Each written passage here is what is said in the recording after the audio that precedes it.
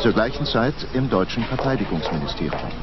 Auch dort war keine Rede von einer drohenden humanitären Katastrophe. In den Unterlagen des Bundesministers für Verteidigung zur Lage im Kosovo stand nämlich etwas ganz anderes, als Rudolf Scharping in der Öffentlichkeit verkündet hatte. Zitat aus den geheimen Lageberichten des Verteidigungsministeriums. In den vergangenen Tagen kam es zu keinen größeren bewaffneten Auseinandersetzungen zwischen serbisch-jugoslawischen Kräften und der UÇK. Die serbischen Sicherheitskräfte beschränkten ihre Aktionen in jüngster Zeit auf Routineeinsätze wie Kontrollen, Streifentätigkeit, Suche nach Waffenlagern und Überwachung wichtiger Verbindungsstraßen.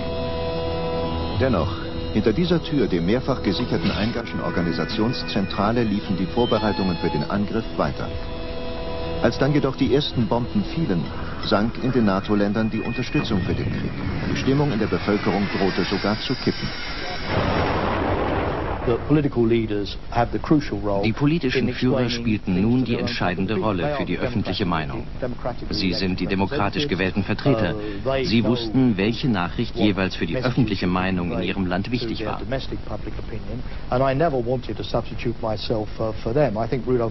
Rudolf Scharping machte wirklich einen guten Job.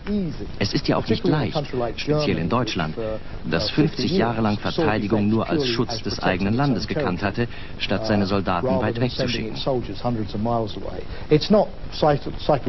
Psychologisch ist diese neue Definition von Sicherheitspolitik nicht einfach.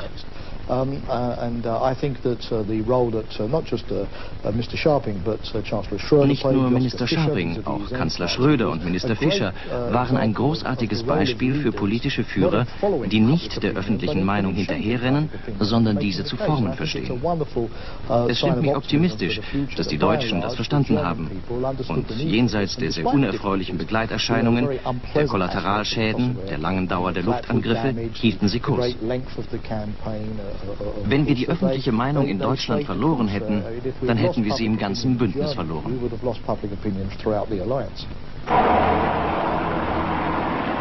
Der Kampf um die öffentliche Meinung war härter geworden und die Gangart auch. Schlichte Meinungsmache, Kriegspropaganda für den Hausgebrauch, das reichte jetzt nicht mehr. Pristina, die Hauptstadt des Kosovo, war Schauplatz einer perfiden Propagandageschichte. Im Mittelpunkt stand das Fußballstadion. Rund um das Stadion sind die Zerstörungen bis heute zu sehen.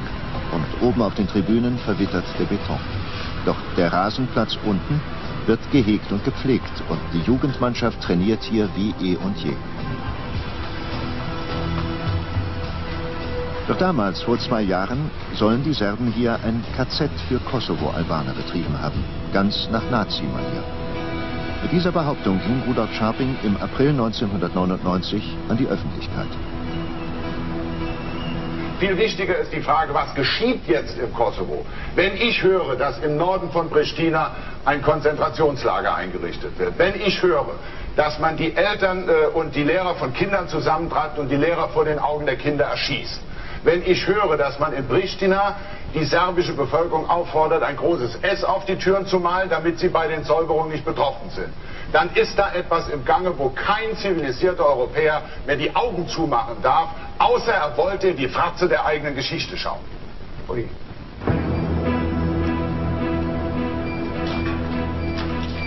Das S zum Schutz der Serben hat in Pristina auf keiner einzigen Tür gebrannt. Auch nicht in den Katakomben unter den Stadiontribünen, wo Serben das KZ betrieben haben sollen. Hierher hat sich höchstens mal ein Weitschuss der Fußballjugend verirrt. Vielleicht rauchten die Jungs nach dem Spiel hier unten ihre erste Zigarette, tranken heimlich Cola und Schnaps. Aber Rudolf Scharping berichtete selbst noch in seinem späteren Kriegstagebuch über den NATO-Einsatz im Kosovo von mehreren tausend Leuten, die hier interniert gewesen seien. Und der deutsche Außenminister Joschka Fischer bemühte sogar mehrfach den Vergleich zwischen Serben und Nazis und rief zum Krieg mit den Worten „Nie wieder Auschwitz". Bis heute bleiben Joschka Fischer und Rudolf Scharping bei ihrer Darstellung. Ich habe mich so geäußert, dass der Verdacht besteht, dass im Stadion von Pristina Menschen festgehalten werden. Das beruhte auf Zeugenaussagen, die sich bezogen auf entsprechende Internierung in den Gängen des Stadions, in den Geschäften, die unterhalb der Tribünen waren und so. Wir haben versucht, das aufzuklären. Bilder dafür konnten wir nicht gewinnen. Aber die Zeugenaussagen standen. Zeugen aus Pristina also. Wenn aber einer etwas mitbekommen hat, dann müsste es Shaban Kelmendi gewesen sein, ein kosovarischer Politiker. Sein Haus liegt direkt am Stadion und während des Krieges hat er Pristina keinen Tag verlassen. Wie Sie sich selbst überzeugen können, blickt man von hier aus genau auf das Stadion. Man kann alles sehen. Es hat damals dort keinen einzigen Gefangenen oder eine Geisel gegeben. Das Stadion hat immer nur als Landeplatz für Helikopter gedient. Und während er noch spricht, nähert sich von weitem ein Helikopter der KFOR, der internationalen Schutztruppe für das Kosovo, dem Stadion. Sie sehen ja, da landen immer nur Helikopter, wie damals. Das haben wir alle hier sehen können.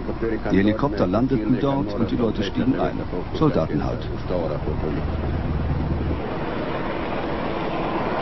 Das Fußballstadion von Pristina ein Konzentrationslager, wie Rudolf Scharping es vollmundig verkündet hatte? Im besten Fall gutgläubig weitergetragene Propaganda. Wahrscheinlich aber schlicht eine frei erfundene Gräuelgeschichte.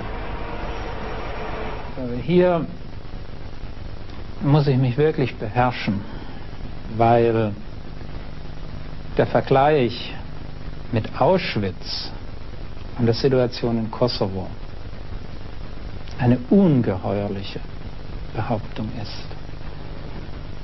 Man muss sich als Deutscher schämen, dass deutsche Minister so etwas getan haben, denn ein normaler Mensch, ein normaler Deutscher wird vor Gericht zitiert, wenn er in einem derartigen Ausmaße Auschwitz verharmlost.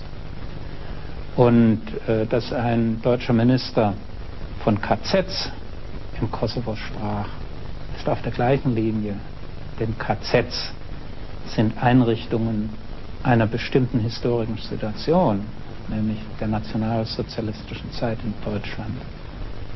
Und ich finde es im Grunde genommen ungeheuerlich, dass gerade Deutsche diese Vergleiche gewählt haben.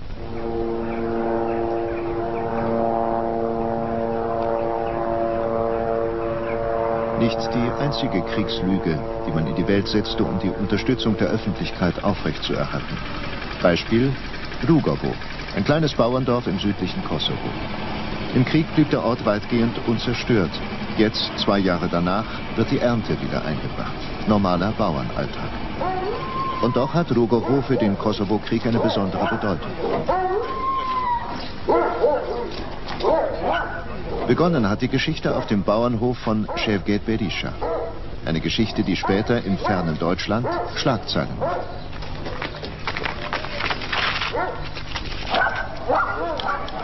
Es war der 29. Januar 1999, 2 Monate vor Beginn der NATO-Luftangriffe. Plötzlich hörten die Nachbarn von Ševket Berisha Schüsse. Was war passiert?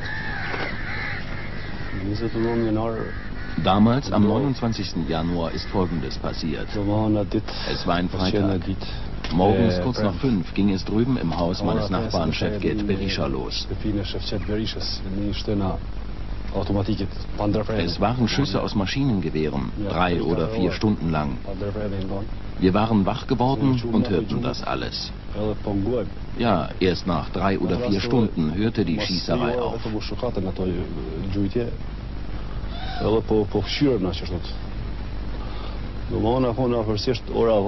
So gegen 10 Uhr kam eine Gruppe Polizisten aus dieser Richtung dort auf uns zu. Mein Vater und ich haben sie gesehen. Als sie dann so ungefähr bis auf 50, 60 Meter an mich herangekommen waren, blieb mir nur noch wegzulaufen. Ich lief weg in die andere Richtung.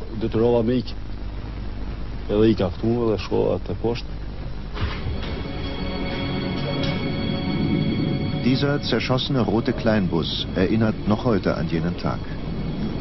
Doch was war genau in Rugovo geschehen? Ein Massaker der Serben an unschuldigen Zivilisten, sagte Rudolf Scharping. 2 Monate später, am 27. April 1999, präsentierte der Verteidigungsminister seine Beweise.